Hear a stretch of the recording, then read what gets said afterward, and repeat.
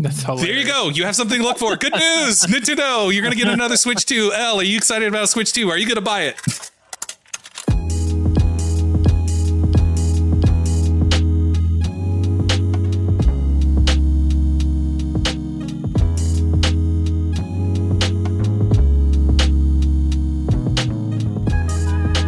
Welcome, everybody, to Respawn Please, the weekly video game podcast where two friends come together to talk all things video games. I'm your host, Jesus, and with me, as always, is my co-host, my good friend, my main squeeze, my peanut butter to my jelly sandwich. Elle, how's it going? It's good. It's good. I'm good to be here. Glad to be in the peanut butter and jelly sandwich. Which one are you and which one am I? I mean, I just said you're my peanut butter and my jelly, so I guess I'm the jelly. Nice. Okay, I love. I'm the gel that brings us together. You know. Oh, gotcha. No, I'm doing well. I'm doing good. Just great weekend. Excited to talk on another episode here with you. And so a lot of stuff has happened since our last episode, and of course, I think we said it in the last episode. It was pre-recorded just because I was gone. Me and my partner went to South Korea and Japan. Came back. And it was a lot of fun. Yeah. How was that trip? Did you see anything cool? Anything new? I mean, obviously, since you went to Seoul, right? To South Korea. Went to Seoul, South Korea. Seoul. And and it was really cool. It's very interesting. I think I told you before, it reminded me a lot like America. Yeah, we had that conversation of there's so much American influence there but not like overly, like it doesn't have its own identity, more so like with how they drive, the side of the road they drive on, the way that they are expressive in certain aspects, but they have their own personality and their own culture in that. So, but it was really cool. And so we only got to spend 3 days there, and then maybe we'll go back, who knows when next time, and get a little bit more time there, just because I think this is the fourth or third time we went to Japan, Tokyo specifically, and I'm starting to become very familiar with it, and I'm like, oh, okay. Like I remember these things, and it's very easy to navigate out there. Yeah, you're remembering where certain things are and stuff, and you're like, I know where that's at. I'm going to go there. Exactly. Are you? So if you go to South Korea again, are you going to try to go to other places in South Korea, or just keep visiting Seoul? Maybe Seoul, maybe stay there a little bit more, since we did go around. They also have a good transportation system as far as trains and buses.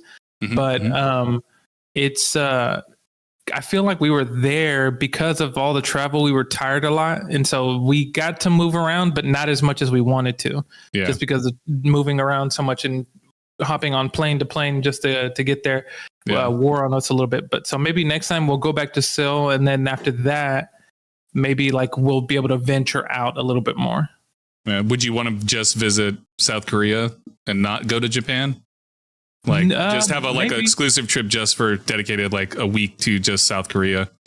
Yeah, I think that'd be cool. I know my partner, she definitely loved it. She loved South Korea a lot. I think more so than Japan. But she enjoyed it a lot, and it's really interesting. And so I think maybe next time, we can go out there, maybe, I don't know, for a week or something, just to kind of really be out there. So. Okay. And then my final question for you is, do you have an irrational fear that you're going to have to, recreate Train to Busan? Oh my God. While you're in South Korea, do you have an unreasonable fear that a zombie apocalypse is going to happen, and while you're on a train, and the next thing you know, you're on your way to Busan?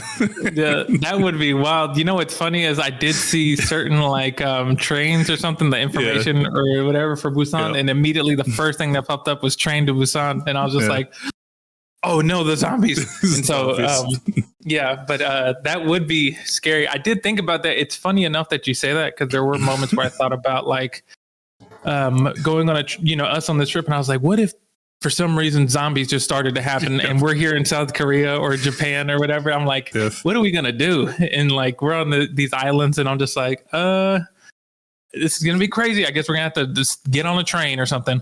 But I don't know why that pops in my head. I was like, oh yeah, Train to Busan. Anyways, it's a good movie.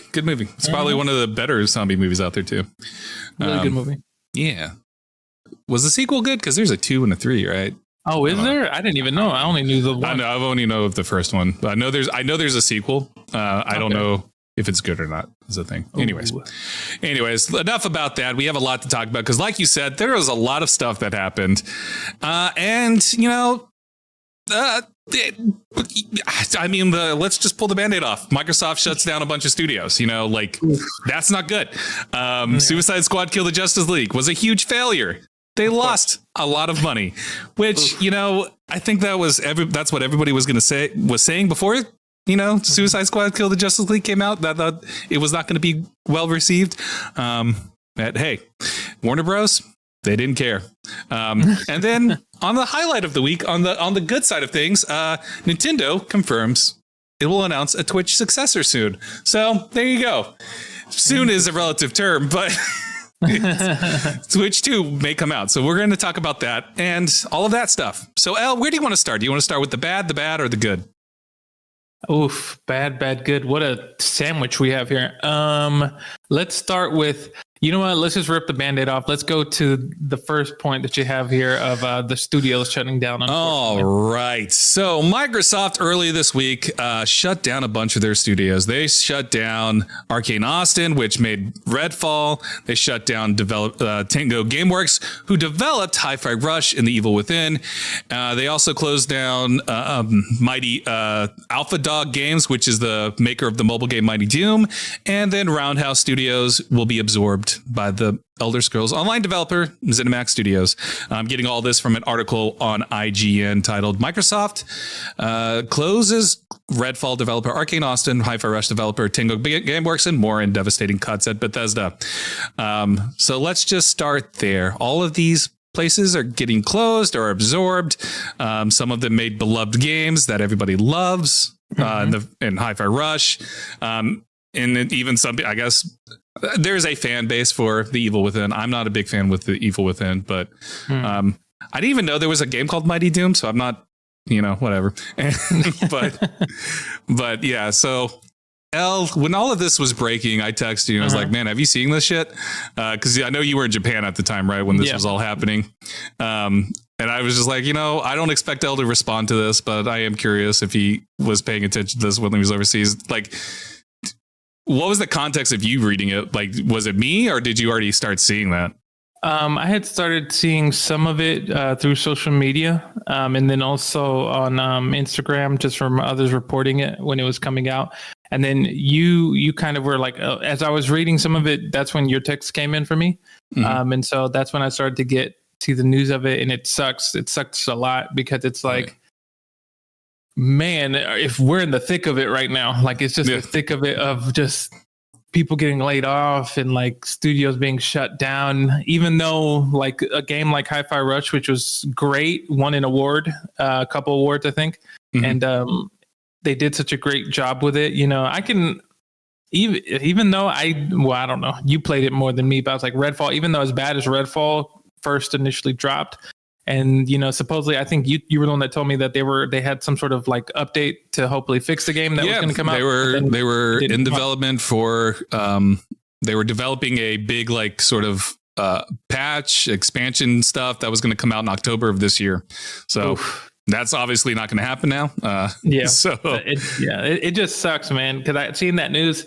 It sucks because it makes you think even though I don't really have any knowledge as to the decision making that goes behind shutting down studios and laying off people. It just, because it's crazy to me with the amount of money that they're making. Like, I guess, you know, Microsoft as a whole, it's like, I wonder, you know, what's going on behind these. I don't know if maybe they're just not breaking even on the money that they put in for the game. I mean, well, if you look at it this way, I think the big mistake here for Xbox and Microsoft as it's the parent company, Microsoft, they made two big mistakes of buying two companies back to back. Yeah, true. That were in the billions because, you know, Bethesda was a couple billion and then then we had the juggernaut Activision Blizzard that they just finished. And I'm sure, and like there's been a lot of speculation going around of like, whose fault is this? Is it Phil Spencer's? Well, it could be the higher ups at Microsoft. And it's like, it is probably the higher ups at Microsoft that, they look at that and they pass the word down like, hey, you guys need to make cuts because you spent 67 billion or whatever it was on Activision Blizzard. Before that, you spent like, I think it was like what, 7 billion or something like that on Bethesda. So like you are spending all of this money and there's not a lot of show for it in terms of like return. So investors aren't happy. Fix it. I get that. Yeah. And so they have to like Xbox is a, subsidiary to Microsoft. Microsoft is beholden to shareholders and all of that. So if someone somewhere is like, yo, we want our money, we want to make this money back. Like then Xbox has to listen. Phil Spencer and his team has to listen to Microsoft. So, there's been a lot of just like people throwing blame around. People are demanding that Phil Spencer get fired and all this other stuff. And I'm like, Phil Spencer being fired wouldn't solve a gosh darn thing. Yeah, maybe it would smooth out like leadership things, but that's a whole other conversation. Like this particular instance, though, this was like a business decision that was outside of the control of Xbox itself, or at least that's the impression I get, like for just reading everything and just like some of the general discourse of it. It's like it was Microsoft's decision, not necessarily Phil Spencer's decision. You know what I mean? They would just pass the information along and Phil Spencer had to make the call on which teams and stuff is more likely what happened. And so, it's a tough decision, it's a tough thing to have to deal with. And, that's just corporations and capitalism, Yeah. So, yeah, like it's a tragedy that this is happening because it's like, Hi-Fi Rush, was beloved. It just came out last year. It just released on PlayStation and all that couple weeks ago, and now it's being shut down. This is also not the end of it. There's already talks of more layoffs coming, whether it's with Bethesda or with Xbox Core Studios and stuff like that. So more layoffs are going to come in the next couple weeks. We're going to see more of that. Yeah. Maybe not this month. Maybe not this month. Maybe it'll happen after their direct they're doing in June. But more layoffs are coming, and it's a scary time. It's going to probably keep happening because, again, someone somewhere is like, we need to see the money return. Yeah, we need that return because we have spent billions on these companies. And now we need to see the results of that. We need to see more focus. We need to see the money back. And like, it is what it is. It's fucking corporations. And it sucks so much to see Tango Gameworks shut down after Hi-Fi Rush because they were pitching a Hi-Fi Rush 2. And so obviously that's not going to happen now. Despite Redfall's, initial failure, I saw the potential in Redfall. And this could just be me being like a fanboy of Arcane anyways. Like I love Arcane. Obviously Arcane Austin's a little bit different from Arcane Leon, which Leon is the one that made Dishonored, and I love Dishonored. But Arcane Austin also made Prey, which Prey was amazing. So I saw the promise of Redfall and I was like, oh, I was excited to see what they could do and if they could turn the ship around. And now we're never going to get to know if they would have a, No Man's Sky sort of turnaround. You know what I mean? Exactly. Yeah. Definitely. Because there was potential. Like the game just was kind of empty and kind of ran like shit. So, but there was promise there. There was promise. And then, of course, everybody had giant hands. I don't remember if you remember. We just harping on that when we were playing. I was like, look at the giant hands. Yeah, look at those giant hands. Yeah, it just sucks, man. It's like it makes you think of it. Almost kind of feels like maybe it's been like this, and maybe it's because I know you're more versed in like as far as like way more than me, I would say, for like the gaming industry and stuff like that. But it kind of feels like certain studios that kind of come out, and I guess maybe it'll also depend of who they're under, if they're under a company or a parent company. But it feels like they got to make a game, and if that game does not sell, say goodbye to your jobs, go somewhere else or something like that, which I guess, it makes sense. I mean, we've seen certain examples of it with like independent companies, of course, because they rely so much on themselves and they don't have a parent company to help. But then also the parent company, is always like, hey, we got to make this money back because our shareholders are upset and we got to, this game better make us some money, Yeah. Yeah. And like, there's a lot of speculation too, like with the Game Pass model not working anymore, and maybe Microsoft will turn away from the Game Pass model and stuff. Because like, it's such a weird, complicated thing to talk about in a lot of ways. Mm-hmm. Like the Game Pass model is something interesting, and this is going to lead into the next topic we're going to talk about, which is a subtopic with this: is where does Xbox go from here? But like, people are going, oh, Game Pass doesn't work. Obviously, that's why they're shutting down these studios. And I'm like, again, I don't necessarily think that's the case for this. Yeah. I mean, Game Pass, the Game Pass numbers and stuff, revenue and stuff is down. Or I might be speaking out of my ass with that.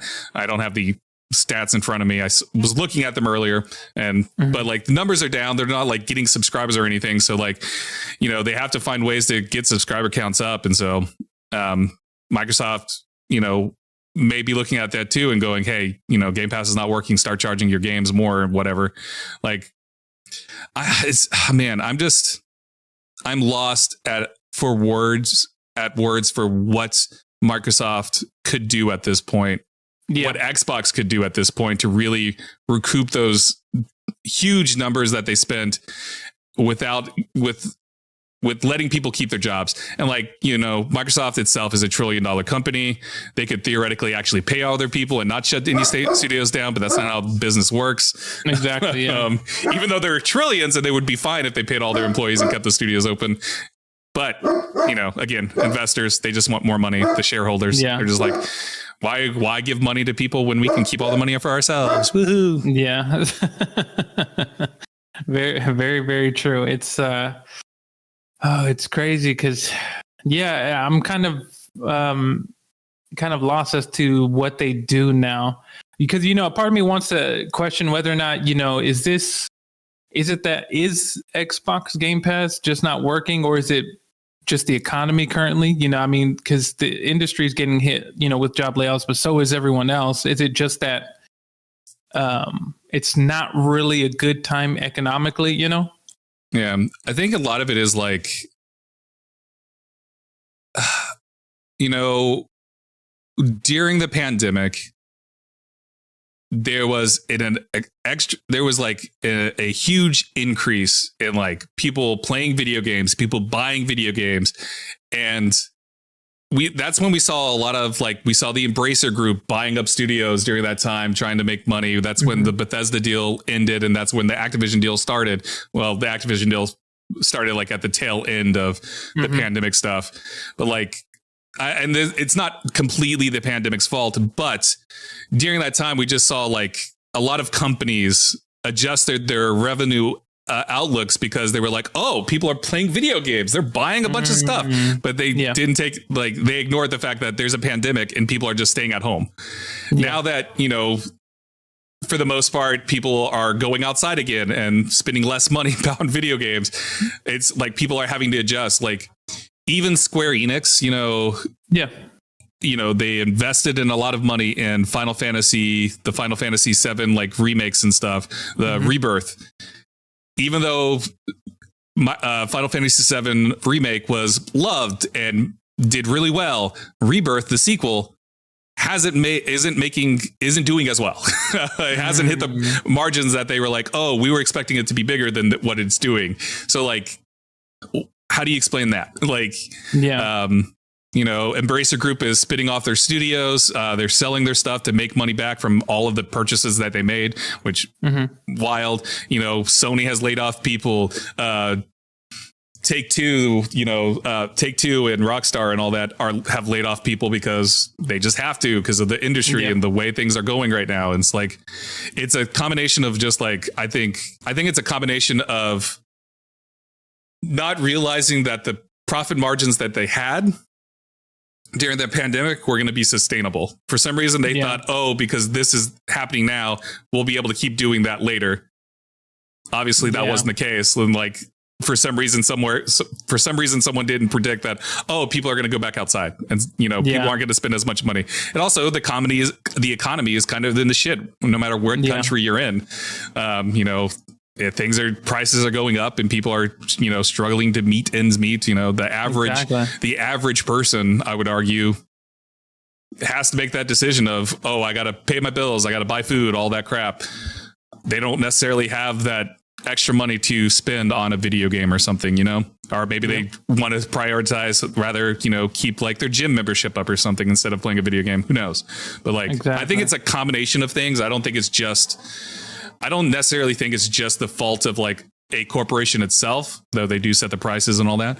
I don't necessarily think it's like, I think it's a reflection of where we're at with the economy, where we're at as consumers, just so many different things. So yeah, makes sense. And I'm not a business expert, so please, I just want to make that clear. I'm just spitballing here, spitting ideas here. So no, I'm not a business expert or anything like that. I could be completely wrong. Maybe someone more knowledgeable will be able to educate us in the comments about this. But that's just the impression I get from looking out from the nonsense that I read and all that stuff. So.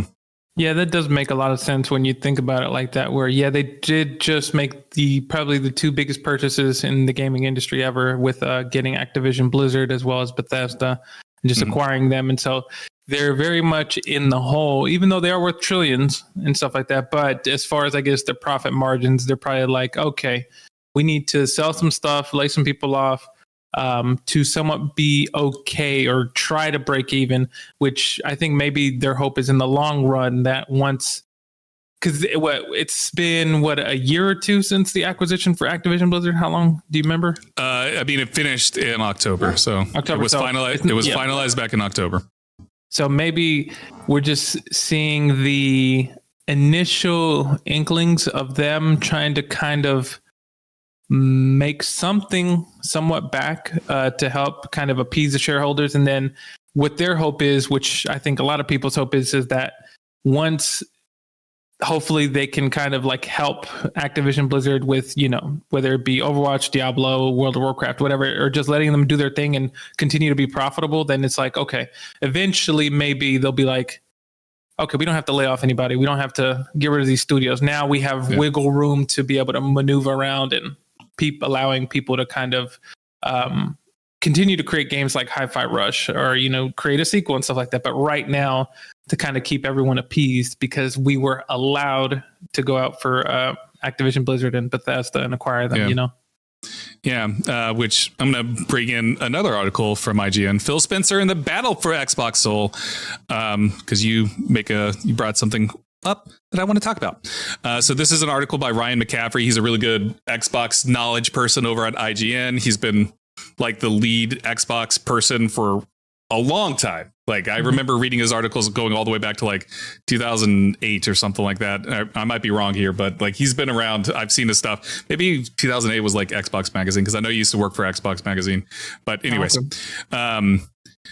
I'm going to read straight from the article. I spoke to two former longtime Xbox employees separately, and both lamented the current state of the business. One told me prior to this week's awful studio closures, I had lengthy conversations with a bunch of Xbox founders, and we all came to the same conclusion. It's no longer Xbox, but Microsoft Gaming. Ouch. The other chatted with me at length after the Bethesda bloodbath and believes Xbox is now too big to quickly or easily get its house in order. There's just too much surface area. You have effectively three huge companies at play, and Microsoft never really finished the integration with Bethesda, and Activision is like 3 times the size Xbox was. They added Xbox 360 launched with a few hundred people. Last I heard, Xbox is now almost 30,000 people. And that growth has led to, in this Xbox veteran's opinion, increased oversight and meddling from further up the Microsoft food chain.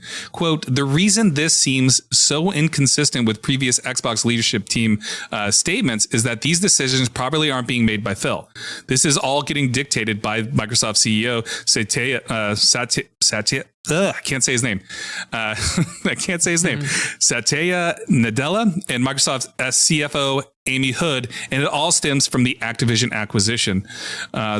In quotes, the long-tenured the ex-Xboxer continued, quote, the situation Xbox was in when they made this call was much different. They couldn't keep consoles in stock, making money hand over fist with Game Pass. They couldn't keep Xbox. God dang it. I can't speak. They couldn't keep consoles in stock and making money hand over fist with Game Pass growth. The Activision acquisition seemed like a no-brainer. Now console sales are down, post-COVID recession, Game Pass slowing. The acquisition was more costly and time-consuming than anyone expected, and the focus on fighting the FTC probably cost them time they would have spent thinking through the people and studio implications. I 100% believe this is a board level decision. Xbox was a huge profit center, so Taya approved a huge merger. Now games are slowing and Microsoft stock is skyrocketing, and there is no way Satya is going to let Xbox drag it down. This is all my opinion, of course, but I'm fairly certain these are not decisions being made only by Xbox leadership. And then in quotes, that's not to absolve Spencer for his role in all of this. He is, after all, the person in charge of the entire organization. The buck stops with him. The Bethesda and Activision Blizzard acquisitions happened on his watch. As such, he is no more shielded from criticism for being, by most account, including my own, a nice guy that the star professional athlete is for underperforming on the field court, despite regularly signing autographs for kids before games. So just a little insight from insiders who kind of, echo what I was saying, that this is just higher up decisions, and this was probably going to happen no matter what, no matter who was in charge of Xbox, whether it was Phil or somebody else. Microsoft was going to come in and say, hey, these things need to happen. Obviously, this is just an opinion. These are just thoughts. We don't really know because we're not in the boardroom. We're not, in the office in these meetings making these decisions. But it wouldn't surprise me at all if it is Microsoft making that, like Microsoft, the parent company, the board of directors having to make this decision to appease the shareholders. Because at the end of the day, it all comes back to money. I keep saying that, but that's because that is what capitalism does. Yep. And capitalism, it's very hard to just make art, because you see it in film. You see it in the music industry. You jump through hoops for all this bullshit. Even though the artists themselves love to do it, there's still a bunch of bullshit, happening that people just have to deal with, because for some reason that is the direction we've all decided to go. Very true. Very true. Well, everyone who's going into this field or something similar. So it makes a lot of sense. I mean, because I definitely understand. It kind of makes me think of like, a parent allowing their child to, they want, can I buy something from the store? And they go, yeah. All right. What about 2 things? Okay. And then they're like, but they cost this much money. And then they're like, all right, hold on.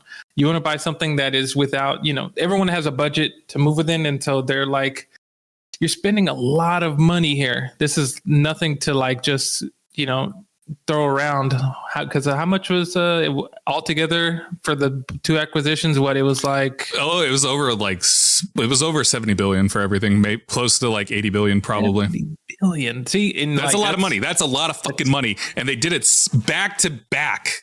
It was like Bethesda's deal got signed, it was over, and then maybe less than a year later they announced that they were acquiring Activision Blizzard, but then that took a year and a half, 2 years to finalize. So because of all the FTC bullshit and having to get approval across the in the various different countries and stuff.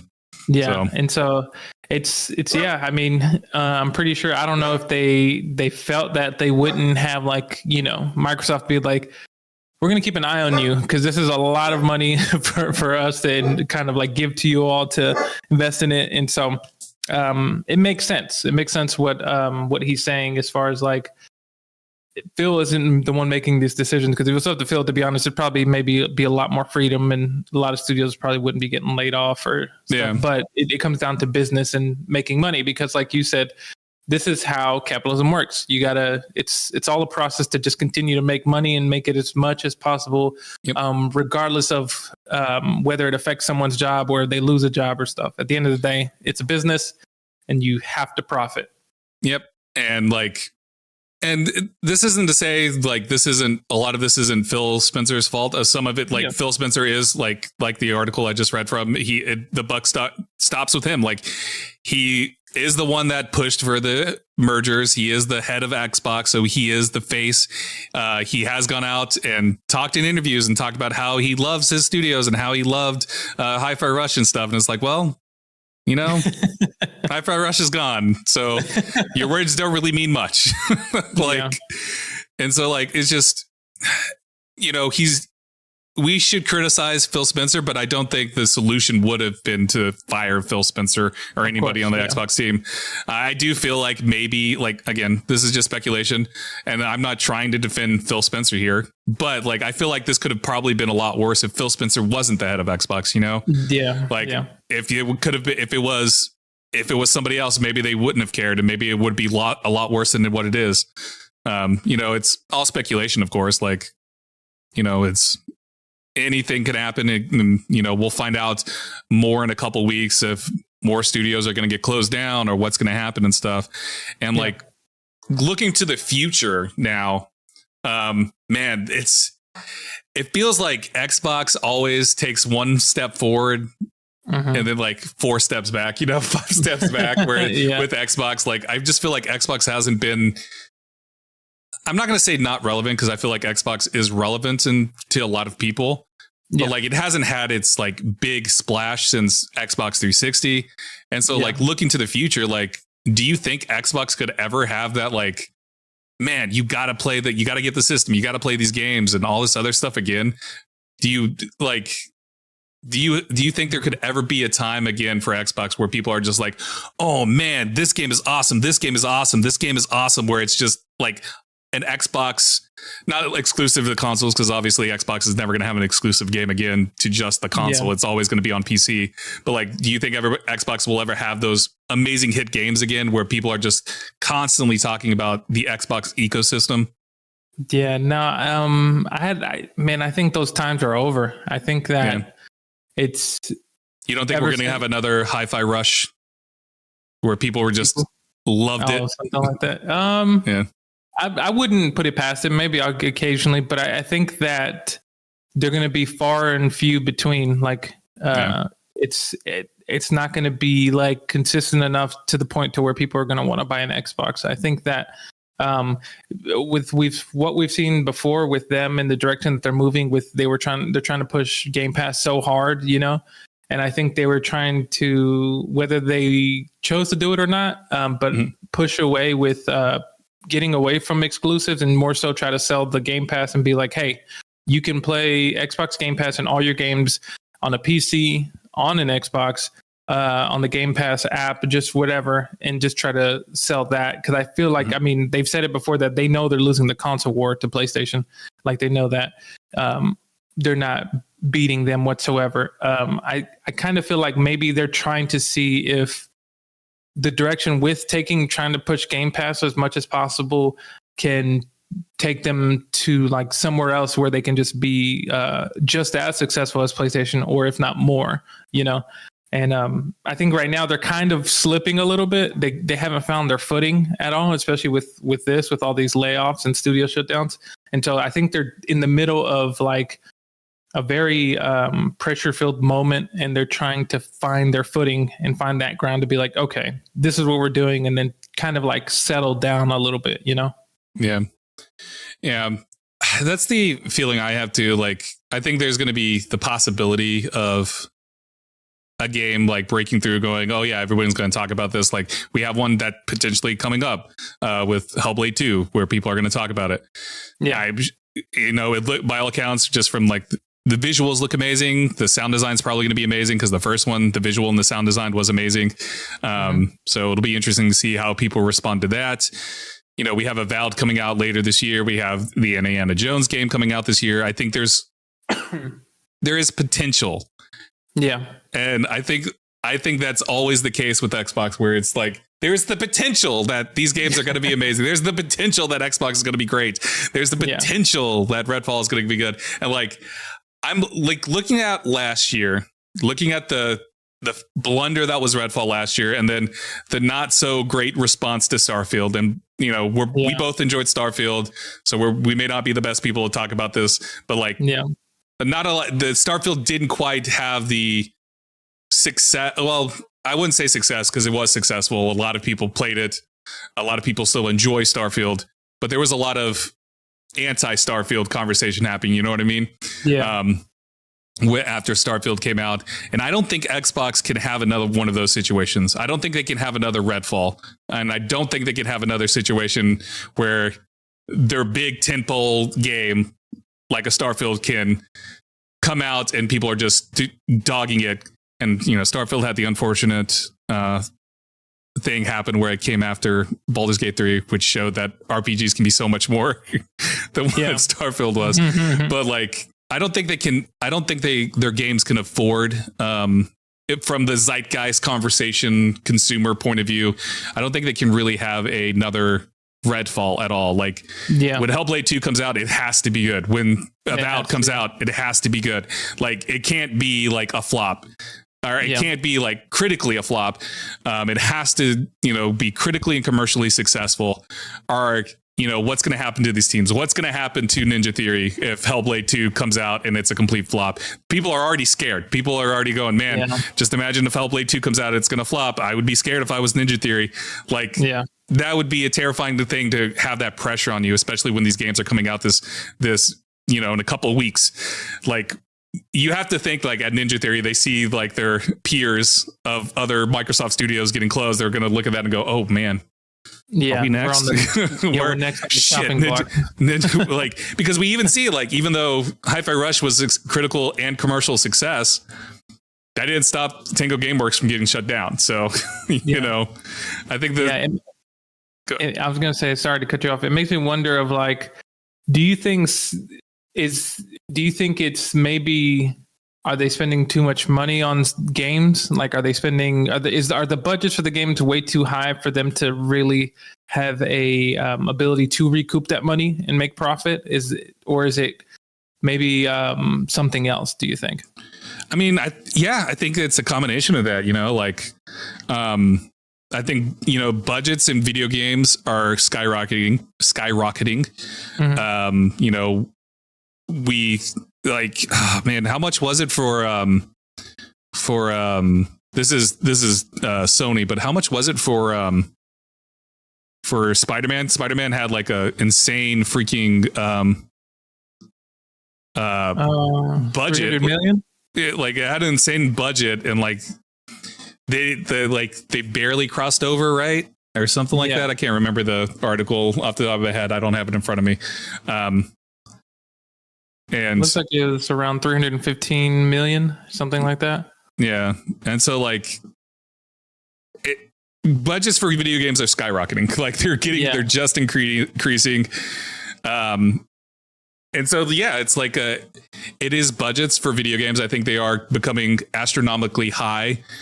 And when you look at the price that people pay, like at $60, $70, sometimes $80, sometimes $90, depending on like if you're getting a deluxe edition or whatever, mm-hmm. like that does affect it. Like where I think the budgets for video games, so especially these AAA budget games like Call of Duty, like Diablo, like Overwatch, like any game by Sony, pretty much, like mm-hmm. within the Sony studios, they're all such high budgets that like you have to have a high margin of people buying the games and then buying also like the season passes and stuff. But then even then, like the extra content that you make takes more development time and more budget and all this other. So it's like, it's a weird thing,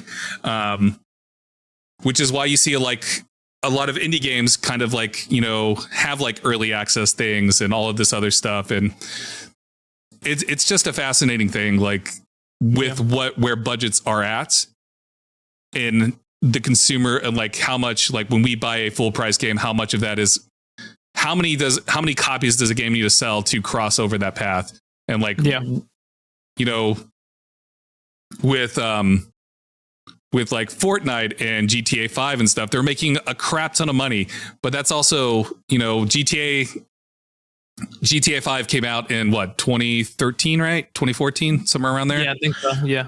And it's been going strong for, you know, 10 plus years now, around 10 years now. But most of that's because of GTA Online, where they just release stuff online and people spend crap ton of money. Same with Fortnite. People just spend a crap ton of money on Fortnite's microtransactions. And so they like off put it with that. So it's like companies trying to find ways to continue to make money from gamers. And then that also, again, goes back to, well, if they're spending money on GTA, if they're spending money on Fortnite or Call of Duty or Overwatch or anything like that, are they going to be able to spend money on other games? Like it's such a weird cycle. It's such a weird loop. Do you know what I'm saying? I feel like I was rambling. I apologize. No, you're good. It makes perfect sense. Cause it's like in that case, it's like, it's sometimes, what am I trying to say? It's like you make this game, but you give it too much of a budget, and maybe it's not till it's too late to where the developer might be like, we're going to have to sell so many games in order to just break even or even make a profit. So then what they end up doing sometimes, and what happens with a lot of games, sometimes you'll see them sort of start to incorporate some sort of microtransaction to something to help also add into recouping that money and also making a profit. But that in turns messes up the I'd say the relationship with the consumer, because then they're like, why am I having to buy this? Why do I need to buy this? I just want to buy this game by itself. I mean, we saw that backlash with when they were announcing what was it, EA announcing the Star Wars Outlaws. Not EA, Ubisoft. Sorry, Ubisoft, and they were announcing just the different editions of the thing that you get, and we saw the backlash with that. People are like, why do we have to spend so much money on this if just to get an extra mission? Exactly. It's crazy, and it's like, you know, and so what ends up happening is it just sours the like relationship, and it sours it makes people not want to buy the game, like too. Like, you know, exactly. It's such a weird roundabout thing. Like the game industry is just broken. Let's just say that. Like, I feel like the entertainment industry as a whole, which includes film, video games, music, I feel like it's all just broken in a lot of ways. And we're seeing that like the film industry, it is. I don't know if you've been paying attention to like the margin, like how much money the Marvel Studios lost has been losing. And like, they're like, we don't know what to do. Like nobody's going to watch our movies. It's because like their budgets for like all of these movies and stuff are so astronomically high that it's like, how can you, even making $1 billion doesn't really recoup, the loss. Exactly. And like, we're starting to see that in the video game industry, where even though the budgets are high and the games are making so much money, it's still the profit margins. The companies are still saying that, oh yeah, we didn't make profit. Like Square Enix is doing that again. Square Enix is saying that with Final Fantasy Rebirth. It sold well. It critically is doing well. It's commercially doing okay. It's not making nearly what we expected it to make, because like their expectations are so high. And so like, I think companies need to rein in those expectations. They need to find a way to manage the budget with these games a little bit better. And I mean, that does mean layoffs are going to happen to manage the budget better, because that's one way to manage a budget better is by, we're going to have to close studios, or we're going to have to lay off some people. Again, capitalism. That's just the way it is. And it's unfortunate. And again, like Xbox, their next couple of games cannot be flops commercially or critically. They have to make money. They have to do well. And, I don't have the confidence that out of all the games that are coming out there that we know of from Xbox, the Hellblade, the Avowed, the Indiana Jones, all of these games, like I will be surprised if all of them are hits. You know what I mean? Like I'm going to be surprised. Like I think Hellblade is going to do well review wise. I think it's going to review well. I don't think it's going to sell. I don't think it's going to sell. It doesn't seem to be a household name. A lot of people are just. It's a sequel to a very niche game. Yeah. And while it looks amazing, I don't think the looks is going to be enough to make people go, oh yeah, I'm going to go play that. Like the average everyday person who's not in the ecosystem of video games. I don't think Joe, who goes to the store every day, he buys 2 games a year, he buys Madden and buys Call of Duty. I don't think he's going to go and go, you know what? I think I'm going to go buy this Hellblade game. Exactly. Even though it reviews well and stuff, he'll probably look at it and go, oh, that seems cool, but he's not going to buy it, like maybe Joe has Game Pass and maybe he'll try it for like an hour and then he was like, okay, well, that's it. Like that sort of thing will happen. But and again, I look at Indiana Jones and I ask myself, is Indiana Jones relevant? Like, does anybody give a shit about Indiana Jones? Yeah, exactly. And then I was going to say that it's Indiana Jones that I'm worried about. A part of me asks, why is this game getting made? Like, I don't, because Indiana Jones is perfect. I don't know. I don't like Indiana Jones at all. I'm not a fan. But the movies are fine. It was cool as films, but it's like certain things that it feels almost not necessarily a cash grab, but it feels like you're going because of the name. It's a well-known movie, came out recently. Same thing with Avowed. Avowed is one that I have a feeling it's not going to sell well. I just don't see it. Avowed's not going to sell well because it's a niche RPG. Avowed is a niche RPG in a fantasy world that the Pillars of Eternity world, that those were CRPGs, and Avowed's not going to do well for a number of reasons. I don't think, at least commercially. I think it's going to review well because I think Obsidian makes incredible RPGs, and so I think the people that love RPGs are going to probably play it. But again, it goes back to Joe that goes and buys Madden, buys Call of Duty. Yeah. He's going to look at Avowed and go, that's some fantasy bullshit. What the fuck? It's like, I don't know.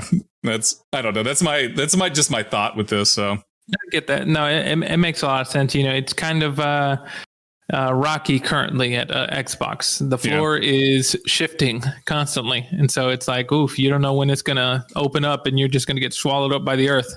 The saving grace. The saving grace of Microsoft. Flight Simulator 2024. Because everybody likes those flight simulators. Of course, everybody loves everybody those. Plays them. Yeah, that's going to do so well.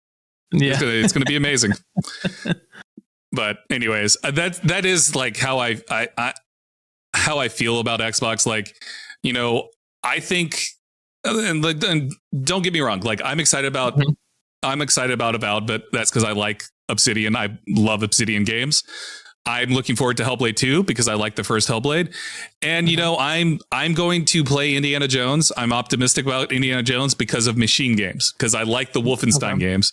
And Machine Games is making the Indiana Jones game. So based on their past works, I have something that I can compare it to where I go, okay, I look at Wolfenstein, The New Order, Wolfenstein New Colossus. Those were fun ass games. I love those games.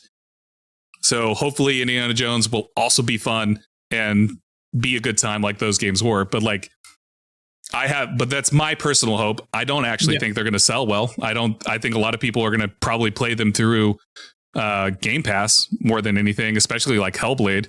Yeah.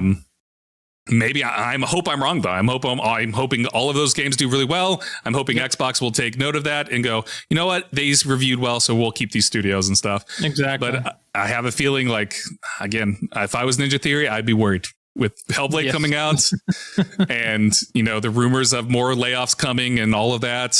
I would be worried. So it's unfortunate. And going back to the question of where does Microsoft go from here? I have no fucking idea. I just don't. I just don't. Not to be pessimistic, but I just don't know. So I get that. It's really up in the air. That it just kind of feels like it's the same thing with the state of the world currently. It's like we're all in going to hell in a handbasket. It's like, oh, we don't know what's gonna happen.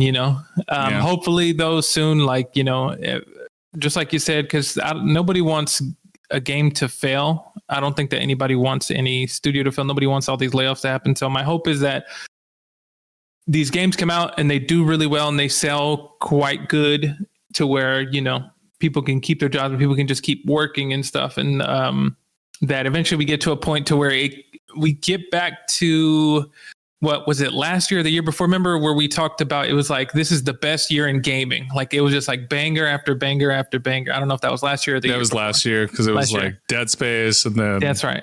Then that's right. We had Tears of the Kingdom at some point. We had Baldur's Gate. Right. We had like a game every month coming out that was like big. So exactly.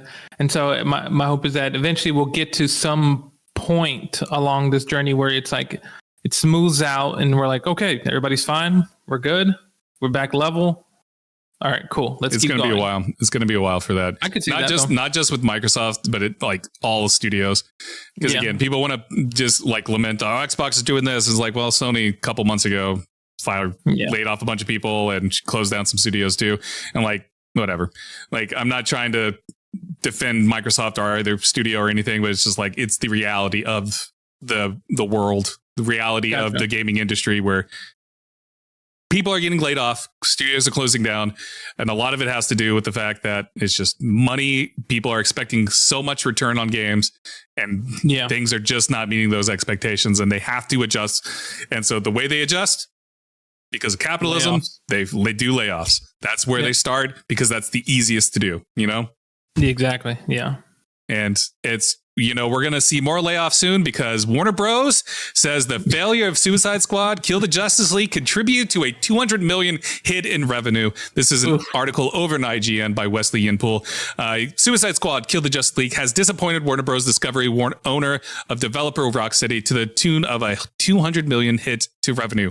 Reporting its Q1 financial results, Warner Bros. Discovery said its games revenue declined significantly as a result of a tough comparison with last year's best-selling video game Hogwarts Legacy. Suicide Squad Kill the Justice League generated significantly lower revenues compared with those generated by Hogwarts Legacy during the same 3-month period, the company said. In a follow-up investor-focused call, Warner Bros. Discovery boss David Sazlev? I don't know how to pronounce his name. I'm dumb. Called the release of Suicide Squad Kill the Justice League disappointing. Before Warner Bros. Discovery Chief Financial Officer Gunnar, I'm not even going to try to say his last name, detailed impairment charge the company absorbed as a result of the game's failure. Quote, starting with studios, the $400 million plus year over year decline during Q1 was primarily due to the very tough comp we faced in games against the success of Hogwarts Legacy last year in the first quarter. In conjunction with the disappointing Suicide Squad release this past quarter, which we impaired, leading to a $200 million impact to EBITDA, whatever the fuck that means, during the first quarter. EBITDA stands for earnings before interest, taxes, depreciation, and amortization. Throwing words that I can't pronounce right now because I'm stupid. It's very business talk. Yeah, a bunch of business talk. Anyways, the point is, Warner Bros. Did make money. The first mistake was trying to compare Suicide Squad to Hogwarts Legacy, because I'm sorry, as much as people want to complain about Harry Potter and the J.K. Rowling bullshit and all of that, that just goes to show you that there's a way more people not tuned into the drama of things. Like, it's easy to go to social media and look at that and go, fuck J.K. Rowling, she's transphobe, blah blah blah, and fuck her to a million places. She's a horrible person.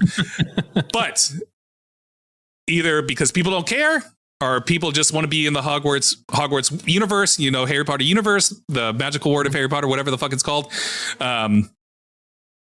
Hogwarts, the Harry Potter world still has a lot of fans. Has way more fans than I feel that probably Suicide Squad, DC Comics in general probably has. Like, because I think Harry Potter just is far more accessible, far more reachable than comics are. Maybe I'm wrong. Maybe I'm speaking out of my ass, but I do feel that way. And I think this just shows you that, on top of the fact that, Suicide Squad, like, from the, drama that was coming out before of being live service of the trailers not looking good and all this other stuff. Like, there was a combination, but like, comparing it to Hogwarts Legacy was a big mistake on their part. Yeah, definitely. Like, very much so. To come back around to it, like that was just a big mistake because not many things can live up to Harry Potter. Not many things. Very so very true. And then also too, like you said, Suicide Squad in the comic verse is very much niche. I mean, it's not literally like, it's not Batman. It's in the same universe, but it's not like as well known to just the everyday Joe. Like if you say Batman, they're like, yep, I know who Batman is. If you say Deadshot, who's that? Like who's that? Like who's that guy? Of course who's that guy? You know, of course they'll know Harley Quinn. They might know Shark, the Shark guy, but they're not going to know Boomerang, whatever the fuck the Boomerang guy's name is. Nobody knows. Captain Boomerang or whatever his name is. Nobody knows him. He's not that well known, and so it's like Harry Potter. More than likely, people know the Harry Potter universe because of the books, because of the movies, because of all the successful stuff or whatever. And the thing with like that too is like people want to live in the Harry Potter universe, you know, since they were little kids, and so Hogwarts Legacy gives them that fantasy that they have always wanted. So like, yeah, and like Hogwarts Legacy. Yeah, and like Hogwarts Legacy, you know, it outdid Call of Duty last year somehow.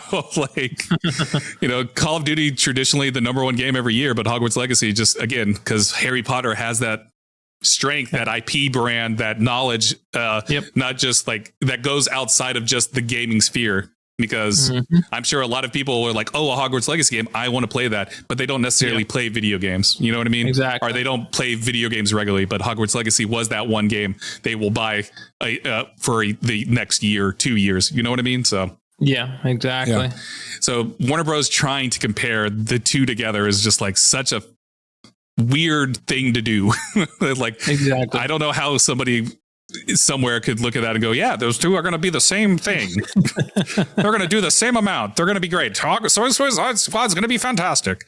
Yeah. And it also doesn't help that it didn't review well. And the just word of mouth was not good for Suicide Squad. So yeah, that also doesn't help. And I think it also shows from that article there, like a disconnect between the people making the game and versus the people who are kind of like funding it. They feel like, yeah, this will sell.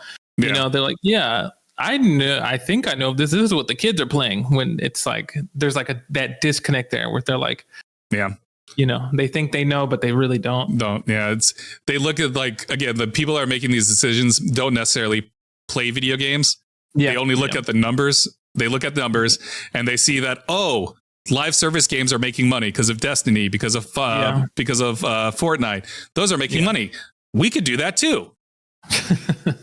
We'll be great. And then it's like, oh no, never mind. Didn't make the money. We lost 200 million. Shit.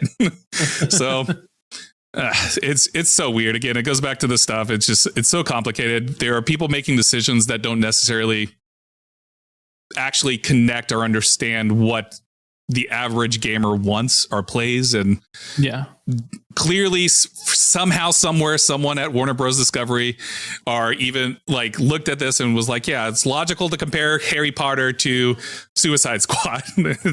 Again, whoever did that was a mistake. You don't do that.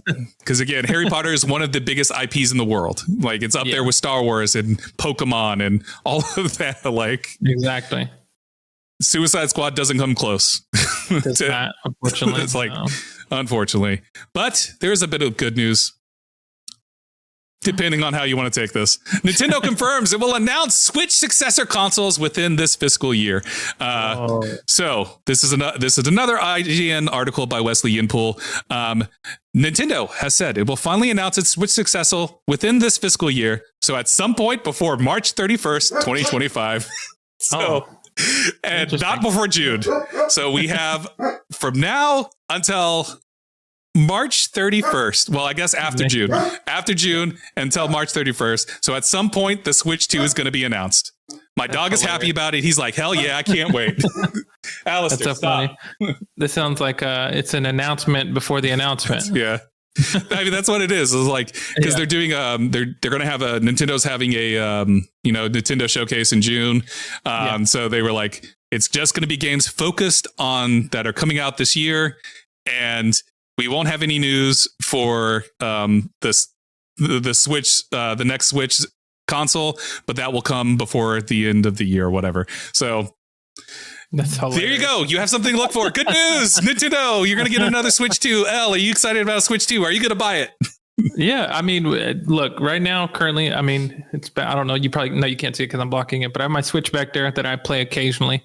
I don't know. I'll probably check it out. I don't think the Switch runs fine for me still for all the games that I play, so I don't really need a Switch 2. I don't need it to, I mean, as long as I can keep playing the games on Switch, I'll be okay. But we'll see. I'd like to see it though. I'd like to see what new improvements that they've made, because I mean, there's literally been a lot of people saying like, oh, why is this capped at 30 frames or however many frames that the Switch is capped at, and it's like this could be so much better. Why doesn't this run as smoothly or certain things? And so I'm trying to see what improvements they incorporate in Switch 2, as well as what are the games that they have coming that'll show off the system's improvements as far as like how smooth they run, or just being able to also to possibly port over certain games. Like we saw Hi-Fi Rush getting ported over to Nintendo to play on the Switch, right? If I remember correctly. No, it's only on PlayStation. They didn't. Oh, sorry, it's only on PlayStation.